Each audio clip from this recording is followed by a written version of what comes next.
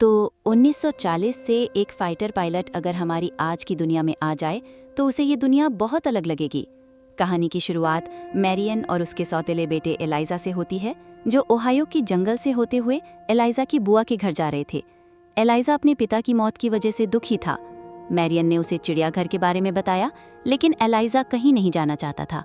बातों बातों में मैरियन गाड़ी मोड़ना भूल गई और रिवर्स करते समय जोरदार आवाज हुई तो गाड़ी का शीशा टूट गया और एक वर्ल्ड वॉर 2 का फाइटर प्लेन उनके सिर के ऊपर से गुजरा और क्रैश हो गया। एलाइजा और मैरियन तुरंत बाहर आए और मैरियन ने पुलिस को बुलाया। एलाइजा ने कॉकपिट में एक इंसान को देखा, जिसे मैरियन ने बाहर निकाला।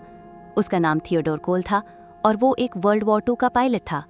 वो किसी तरह समय में आगे आकर 21वीं सदी में आ गया था। जल्द ही वो जलते हुए प्लेन से दूर आ गए और कोल ने मैरियन का शुक्रिया अदा किया। कोल ने बताया कि वो एक फाइटर पायलट है और उसने मैरियन से पूछा कि वे बर्मा में क्या कर रहे हैं। तब एलाइजा ने कहा कि हम अमेरिका में हैं, बर्मा में नहीं। लेकिन कोल ने यकीन से कहा कि वे बर्मा में हैं और लड़ाई का समय चल रहा है, और पूछा कि वे बाहर क्यों घूम रहे हैं। पर फिर आसपास देखकर कोल को एहसास हुआ कि ये तो वही ओहायो शहर है जहां वो रहता था। तभी आसमान में बादलों के बीच अजीबोगरीब सा चमकता गोला बन गया था। इसके बाद हम देखते हैं कि पुलिस कोल को हॉस्पिटल ले आई। पुलिस ने मैरियन का भी बयान लिया और उसकी बातें सुनकर पुलिस ने सोचा कि कोल का दिमागी संतुलन ठीक नहीं है। इधर एलाइजा सोच रहा था कि क्या कोल सच में सेकेंड वर्ल्ड वॉर का फौजी है। फिर एलाइजा चुपके से कोल के कमरे में गया। वहां उसने कोल के लॉकेट को छुआ तो अचानक कोल की आंख खुल गई और उसने एलाइजा को पकड़ लिया। कोल ने उससे पूछा कि उसे यहाँ क्यों रखा गया है। तो एलाइजा ने गंभीरता से पूछा कि क्या वो सच में फौजी है। कोल को लग रहा था कि वो 1941 में है, पर एलाइजा ने उसे बताया कि अभी 2002 चल रहा है। अब कोल को कैसे भी करके यहाँ से बाहर निकलना था। तो कोल ने एलाइजा को अपने समय की चॉकलेट देकर उससे मदद मांगी। उसने एलाइजा को शेरिफ सिम्स नाम के एक आदमी से मिलने को कहा। तभी अचानक पुलिस ने देखा कि कोल उठ गया था, तो उन्होंने जोर जोर से दरवाजा खटखटाया। जैसे ही एलाइजा ने कोल की मदद करने का वादा किया तो कोल ने दरवाजा खोल दिया। फिर पुलिस ने अंदर आकर उसे पकड़ा और डॉक्टर ने उसे इंजेक्शन दे दिया। फिर घर लौटते हुए एलाइजा ने मैरियन कोल के बारे में बताया, लेकिन मैरियन को भी लगता था कि कोल पागल है। पर जब एलाइजा ने उसे कोल की दी हुई चॉकलेट दिखाई तो मैरियन को बड़ा धक्का लगा, क्योंकि ये एलाइजा को एहसास हुआ कि कोल का माजरा कुछ अलग ही है, क्योंकि चॉकलेट तो 30 साल पहले बननी बंद हो गई थी। इसीलिए वो एलाइजा के कहने पर पुलिस स्टेशन में शरीफ सिमंस को ढूंढने पहुंची, लेकिन उन्हें पता चला कि वहां सिमंस नाम का कोई पुलिस वाला नहीं है। तब एलाइजा की नज़र वहां मौजूद एक पुरानी तस्वीर पर पड़ी तो उसने देखा कि उसमें कोल भी मौजूद था। फिर उसने चुपके से तस्वीर चुरा ली और बाहर जाकर मैरियन को दिखाई। ये तस्वीर 1938 की थी, पर मैरियन कहने लगी कि हो सकता है ये कोल के दादा हों। इसके बाद हम हादसे की जगह को देखते हैं, जहां एक स्पेशल डिपार्टमेंट के ऑफिसर्स ने आकर सारा इलाका सील कर दिया था। इस डिपार्टमेंट के हेड का नाम बेल था और उसकी असिस्टेंट नीना थी। ऐसा लग रहा था कि वे पहले से जानते थे कि कोल टाइम ट्रैवल करके यहाँ आया है। उन्होंने पूरी टीम लगाकर फाइटर प्लेन के सारे टूटे फूटे हिस्सों की तलाश शुरू कर दी। जल्द ही उस इलाके की जमीन हिलने लगी और बेल को एहसास हुआ कि उन्हें आसमान में मौजूद इस छेद के जरिए ही समय में आगे आई हुई सारी चीजें वापस भेजनी होंगी, वरना बहुत बड़ी गड़बड़ हो जाएगी। फिर उसने अपनी टीम को फटाफट प्लेन ठीक करने का ऑर्डर दिया। इसके बाद उसने नीना को ऑर्डर दिया कि किसी भी हाल में कोल को जल्दी से जल्दी यहाँ लाना था, ताकि वे उसे उसके समय में वापस भेज सकें। उधर हॉस्पिटल में कोल की आँख खुली तो उसने नीना और उसकी टीम को हॉस्पिटल में घुसते देखा। जैसे ही एक डॉक्टर उसे इंजेक्शन देने आया तो कोल ने उस पर हमला करके उसे बेहोश कर दिया और उसकी यूनिफॉर्म पहनकर बाहर आ गया। जब वो बाहर निकला तो उसे 21वीं सदी की आधुनिक दुनिया देखकर बहुत हैरानी हुई। तो उसने सोचा कि ये खुद से ही बातें क्यों कर रहे हैं। खैर, फिर वो एक मोटरसाइकिल लेकर वहां से भागने निकला।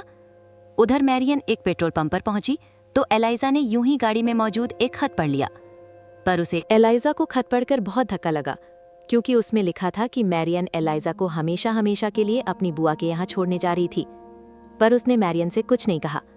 फिर जैसे ही वे सड़क पर पहुंचे तो अचानक मोटरसाइकिल पर आ रहा कोल उनकी गाड़ी से टकरा गया। उसे देखकर एलाइजा बहुत खुश हुआ और उसने अपनी चुराई हुई वो तस्वीर दिखाकर पूछा कि क्या ये तुम ही हो। कोल ने कहा कि ये मेरी ही तस्वीर है और साथ में शरीफ सिमंस भी हैं। खैर, फिर मैरियन ने उसे पूछा कि वो इतनी जल्दी में कहाँ जा रहा था, जिस पर कोल ने जवाब दिया कि वो अपनी पत्नी पॉलिन से मिलने जा रहा था। तभी अचानक दूर से पुलिस सायरन की आवाज आई तो मैरियन, कोल और एलाइजा भागने लगे। फिर वे कोल के बताए हुए रास्ते पर चलते हुए उसके घर पहुंचे। घर में जाकर कोल ने पॉलिन को आवाज दी तो एक औरत बाहर आई। फिर उसने मैरियन और एलाइजा को देखकर पूछा कि वे कौन हैं। तो मैरियन ने बात घुमाकर कहा कि कोल पॉलिन का पुराना दोस्त है और वो उससे मिलने आया है। फिर उस औरत ने कहा कि फिलहाल पॉलिन पोट्री क्लास के लिए गई है, इसलिए उन्हें थोड़ा इंतजार करना होगा। तभी कोल की नज़र दीवार पर लगी तस्वीरों पर पड़ी और उसे धक्का लगा। असल में पॉलिन ने दूसरी शादी कर ली थी, उसके बच्चे भी थे। अब कोल निराश होकर बाहर जाकर खड़ा हो गया। मैरियन ने इंटरनेट पर कोल के बारे में ढूंढा तो पता चला कि दूसरे विश्व युद्ध के दौरान एक क्रैश में कोल की मौत हो गई थी। उसी वक्त टीवी पर खबर आई कि एलाइजा को किसी ने अगवा कर लिया था। ये खबर देखते ही उस औरत ने तुरंत पुलिस को खबर कर दी। इधर कोल ने पीछे के दरवाजे से भागने की सोची, पर वहां भी फौजी पहुंच चुके थे। तभी बाहर से लाउडस्पीकर पर ऑफिसर बेल की आवाज सुनाई दी, जिसके बाद कोल हाथ खड़े करके बाहर आ गया। बेल और नीना ने उसके करीब आकर कहा कि वे उसे कोई नुकसान नहीं पहुंचाएंगे। वे उसे कोई नुकसान नहीं पहुंचाना चाहते, बल्कि वे तो उसे उसके असली समय में वापस भेजना चाहते हैं। तभी अचानक जमीन फिर से हिलने लगी और नीना ने कहा कि ये सब कोल के टाइम ट्रैवल करके गलत समय में आने की वजह से हो रहा है। ऑफिसर बेल ने कहा कि वो गलती से भविष्य में आ गया है और उसे जल्द से जल्द वापस जाना होगा, वरना बहुत बुरा हो जाएगा। लेकिन उसी वक्त एलाइजा ने बाहर आकर कोल को बताया कि 1941 में क्रैश के समय उसकी मौत हो गई थी और जैसे ही वो अपने समय में वापस लौटेगा उसकी मौके पर ही मौत हो जाएगी। इसलिए वो उसी वक्त कोल के साथ गाड़ी में भाग निकला। जल्द ही पुलिस उन्हें पीछा करने लगी। पुलिस भी उनके पीछे लग गई, लेकिन कोल इस शहर के पुराने रास्ते जानता था, इसलिए वो एक सुनसान जंगली इलाके में आ पहुंचा। अचानक गाड़ी का टायर पंचर हो गया और वे दोनों पैदल ही आगे निकल पड़े। फिर वे एक नदी किनारे पहुंचे तो कोल ने बताया कि वर्ल्ड वॉर में जाने से पहले उसने और पॉलिन ने आखिरी बार यहीं डांस किया था। यहीं उसने पॉलिन को अपने प्यार की निशानी के तौर पर एक लॉकेट दिया था। फिर उसने एलाइजा से अपनी मौत का पूरा सच पूछा तो एलाइजा ने बताया कि वो क्रैश के बाद दुश्मन की कैद में मारा गया था। ये सुनकर कोल को लगा कि उसके यहाँ होने से बहुत गड़बड़ी हो रही है, इसीलिए चाहे जो भी हो उसे वापस जाना ही होगा और एलाइजा को उसके साथ नहीं, मैरियन के साथ होना चाहिए। मगर तब एलाइजा ने बताया कि मैरियन उसकी सौतेली माँ है और वो तो उसे हमेशा हमेशा के लिए उसकी बुआ के पास छोड़ने जा रही थी। एलाइजा ने कहा कि कोल और वो दोनों एक जैसे हैं, क्योंकि उनका इस दुनिया में कोई भी नहीं। पर फिर कोल कहने लगा कि देख भाई, मैं यहाँ पॉलिन के चक्कर में आया था। उसने दूसरी शादी कर ली, बच्चे कर लिए, अब मेरा क्या काम यहाँ पे। लेकिन तब एलाइजा ने कहा कि उसे कोल में अपने पिता की छवि दिखाई देती है। फिर उसने बताया कि उसके पिता भी एक फाइटर पायलट थे जो 1 साल पहले अफगानिस्तान में मारे गए। अब वो कोल को भी अपने पिता की तरह खोना नहीं चाहता था। वहीं दूसरी ओर ऑफिसर बेल और उसकी टीम मैरियन को लेकर अपनी वर्कशॉप में पहुंचे, जहां उनके आदमी कोल के फाइटर प्लेन की मरम्मत कर रहे थे। बेल ने कहा कि सिर्फ मैरियन ही उन्हें एलाइजा और कोल तक पहुंचा सकती है, पर मैरियन ने कहा कि अगर कोल वापस चला गया तो उसकी मौत हो जाएगी।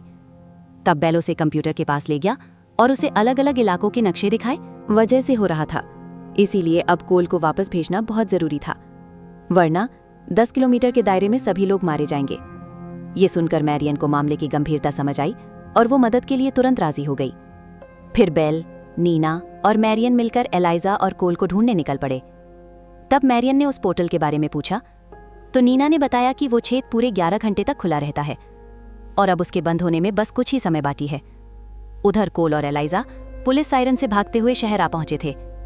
जल्द ही हेलीकॉप्टर्स ने उन्हें ढूंढ निकाला और पुलिस ने चारों ओर से उन्हें घेर लिया।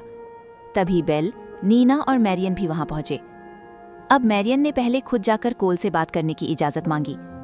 बेल मान गया और मैरियन ने कोल के पास जाकर कहा कि उसे पोर्टल बंद होने से पहले अपने समय में वापस जाना ही होगा, वरना इस इलाके के 10 किलोमीटर के दायरे में सभी लोग मारे जाएंगे।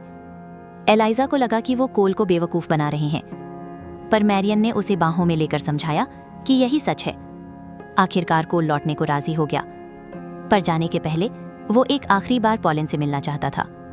तब वे सभी पॉलिन के घर पहुंचे और बेल ने कोल को 5 मिनट का समय दिया। पॉलिन टेबल पर बैठी किताब पढ़ रही थी।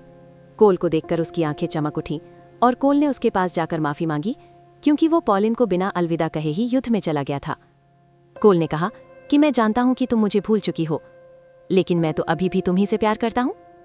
अब कोल के लौटने का वक्त हो चुका था। पर जाने से पहले पॉलिन ने उसे अपना लॉकेट दिखाया, जिसमें कोल की तस्वीर आज तक मौजूद थी। ये देखकर कोल की आंखें भर आईं और उसने पॉलिन को एक आखिरी बार डांस करने के लिए पूछा। फिर उन दोनों ने एक दूसरे की बाहों में डांस किया और बेल कोल को लेने आ गया। कोल वापस आया तो एलाइजा और मैरियन उसका इंतजार कर रहे थे। उसका फाइटर प्लेन उड़ान के लिए तैयार था। तभी एलाइजा ने कोल को जोर से गले लगा लिया। इसके बाद मैरियन ने मैरियन को अकेले में जाकर कहा कि एलाइजा खुद को बहुत अकेला महसूस करता है, इसीलिए उसे बुआ के घर ना भेजकर अपने साथ रखना चाहिए। तब मैरियन ने एलाइजा को देखा और उसे अपने पिता का चेहरा दिखाई दिया।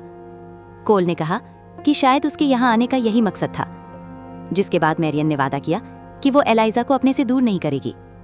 अब जाने का वक्त हो गया था, पर अचानक कोल को याद आया कि उसने तो अपनी चॉकलेट एलाइजा को दी थी। उसने एलाइजा से कहा। कोल ने एलाइजा से चॉकलेट मांगी तो उसने कहा कि वो तो चॉकलेट खा गया।